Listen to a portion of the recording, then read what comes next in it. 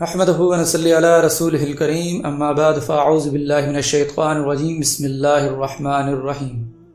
آج ہم آپ کے سامنے سنن ابی داؤد حدیث نمبر 4 کا مفہوم بیان کریں گے، جس کا مفہوم یہ ہے کہ انس بن مالک رضی اللہ عنہ کہتے ہیں کہ رسول اللہ صلی اللہ علیہ وسلم جب پاخانہ جاتے، حماد کی روایت میں ہے تو آپ صلی اللہ علیہ وسلم اللهم انی اعوذ بک کہتے، جس کے معنی ہیں اے اللہ میں تیری پناہ چاہتا ہوں کہتے۔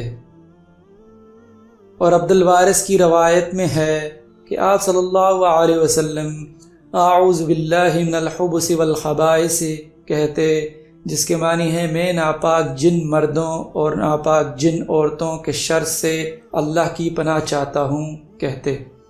اللہ سبحانہ وتعالی میرا اس حدیث کا پڑھنا اور آپ کا سننا قبول منظور فرمائے۔ اللہ پاک مجھے اور آپ کو قرآن و سنت کے مطابق زندگی بسر کرنے کی توفیق عطا فرمائے۔